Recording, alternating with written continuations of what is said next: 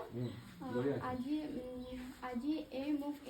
আজি এই উপহাৰটি দিয়াৰ বাবে মই অতি সুখী হৈছোঁ। আগলৈও যাতে মোক আপোনালোকে এনেদৰে আশীৰ্বাদ কৰিব, যাতে মই ভৱিষ্যতত ভাল এজন ব্যক্তি হ'ব পাৰোঁ।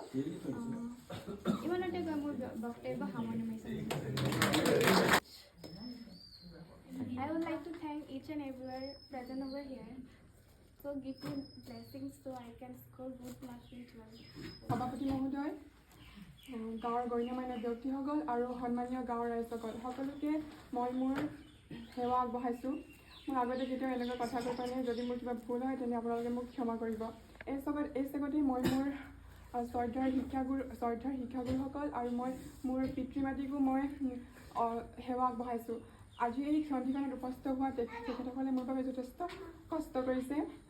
ভৱিষ্যতলৈ যাতে এগৰাকী মই ভাল নাগৰিক হ'ব পাৰোঁ, তাৰ বাবে আপোনালোকে মোক আশীৰ্বাদ কৰিব আৰু নিজৰ গাঁওখনৰ বাবে, নিজৰ অঞ্চলখনৰ বাবে যাতে মই আগন্তুক দিনলৈ সুনাম কঢ়িয়াই আনিব পাৰোঁ, তাৰ বাবে আপোনালোকৰ ওচৰত মই আশীৰ্বাদ বিচাৰিছোঁ। আপোনালোকৰ আশীৰ্বাদে হৈছে মোৰ চিৰকাল। অনুষ্ঠানত আজি এই অনুষ্ঠানটি পতা হোৱাৰ কাৰণে সকলোকে ধন্যবাদ কৰিছোঁ।